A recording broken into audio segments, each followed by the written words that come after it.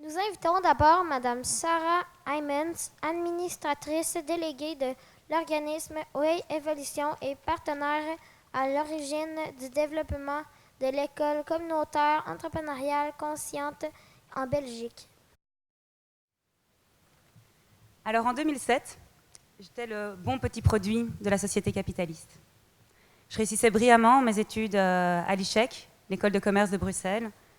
J'étais active dans les cercles d'étudiants, j'avais un petit ami. Bref, j'avais tout ce qu'il faut pour être soi-disant heureuse. Et pourtant, à force de m'être adaptée à une société malade, je suis tombée malade également. Du jour au lendemain, je ne savais plus me lever. J'avais la nausée, j'étais en sous-température. J'avais vraiment plus le sens de rien. Je suis tombée en dépression à l'âge de 21 ans. Comme 120 millions de personnes dans le monde et 15% de la population au cours de leur vie, moi aussi, je souffrais de dépression.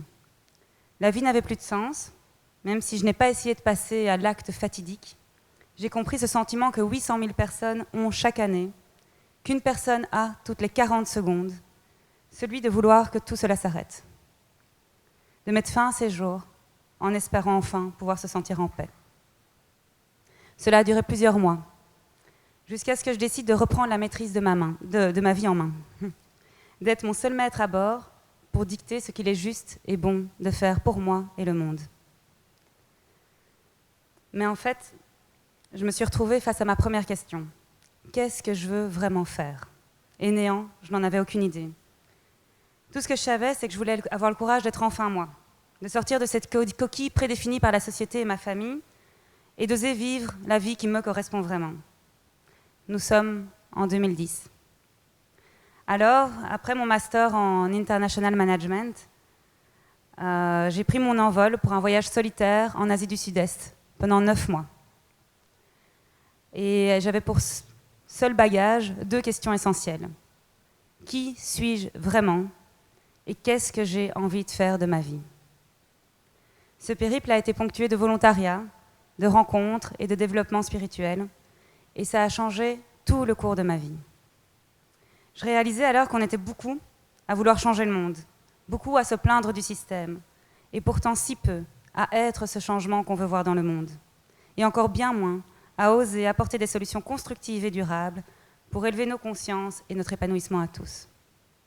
Je revins alors pour Noël 2010 auprès des miens avec 2 convictions. 1. L'envie d'accompagner la transition des systèmes de notre société afin qu'ils soient plus conscients et plus épanouissants. Et 2. Être ce changement que je veux voir dans le monde afin d'avoir un réel impact. La majorité de mon entourage ne m'a pas comprise. Ils m'ont dit que j'étais folle, que je ferais mieux de travailler pour une grosse entreprise, de gagner plein d'argent. Mais moi, ça ne m'a pas parlé. J'ai préféré écouter mon cœur qui m'a murmuré d'essayer, parce que je sentais que c'était une question de vie ou de mort. Et puis, il y a une évidence qui est venue à moi. La base de tout changement sociétal, c'est l'éducation. C'est l'école est le seul lieu par lequel nous passons tous, et souvent le plus longtemps. C'est elle qui nous formate à l'âge où on emmagasine le plus. Et elle contribue beaucoup à beaucoup de nos comportements futurs, dont la somme reflète finalement les systèmes dans lesquels nous vivons. Et je continue à me questionner. Et si on changeait ce formatage ? Et si on arrêtait d'être des copies conformes ? Mais qu'on était enfin nous-mêmes ? Qu'on osait tous déployer ce potentiel précieux que chacun de nous a en lui et dont le monde a tellement besoin. Oui, ça pourrait aider, mais comment y arriver ? C'est à ce moment-là, en 2011, que je découvris l'ESSEC, l'école communautaire entrepreneuriale consciente, modèle d'école que vous connaissez tous, et qui rend les enfants heureux d'aller à l'école et les enseignants heureux d'accompagner leurs jeunes à s'épanouir pleinement. C'est l'école du XXIe siècle, un système école qui amène chaque jeune à être l'entrepreneur conscient de sa vie, au-delà de ses difficultés d'apprentissage, où il apprend à se connaître et à s'entreprendre, entreprendre et créer de l'innovation de façon autonome, responsable et conscient de son impact sur lui, les autres, l'environnement et la vie sous toutes ses formes. J'ai vu ça et je me suis dit que c'est ça que je voulais faire. J'ai décidé alors de contacter le concepteur de l'ESSEC, Rino Lévesque, que vous connaissez également, pour lui clamer ma motivation à travailler au développement de ce modèle. Beaucoup m'ont dit que c'était impossible, mais heureusement pour moi, je ne les ai pas écoutés, je ne les ai pas crus. Et Rino, lui, m'a répondu. Et j'ai pu rencontrer cet homme qui ose l'impossible depuis tant d'années. Nous sommes là en 2011. Je m'envolais alors pour le Québec, afin de mieux connaître ce modèle d'école et cet homme qui a su croire en la beauté de ses rêves, créer son école de rêve, accompagner la transformation volontaire des écoles du Nouveau-Brunswick et finalement développer son modèle dans plus de 150 écoles à travers 3 continents et bientôt plus. Alors que je n'avais que 24 ans, que j'étais fraîchement sortie des études, Rino a cru en moi. Il a cru en mon rêve d'apporter ce modèle dans mon vieux continent, l'Europe. Et ce rêve a changé toute ma réalité. Il continue à l'influencer et me fait toujours autant vibrer. Mais aujourd'hui, quelle est cette réalité?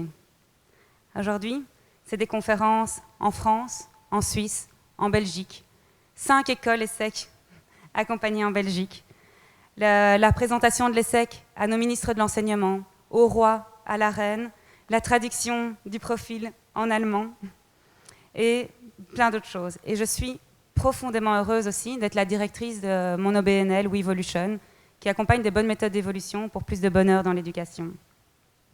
Le chemin pour y arriver fut très laborieux et l'est encore, je ne vais pas mentir. Mais nous sentons que le temps est venu et que plus rien ne pourra arrêter le déploiement de cette culture entrepreneuriale consciente, si nécessaire pour l'épanouissement de chacun et de notre société tout entière. Le temps est venu de s'entreprendre au service du monde. Et vous, très chers éducateurs de cœur, c'est au sein de vos classes, de vos innovations pédagogiques, que vous pouvez amener chaque jeune à s'entreprendre consciemment et à être le changement qu'il veut voir dans le monde. Le monde a besoin de vous et du meilleur d'entre nous. Et plus qu'à quiconque, chers éducateurs de cœur, je vous souhaite des rêves à n'en plus finir et l'envie furieuse d'en réaliser quelques-uns. Merci d'être vous, merci d'être là et merci de changer le monde.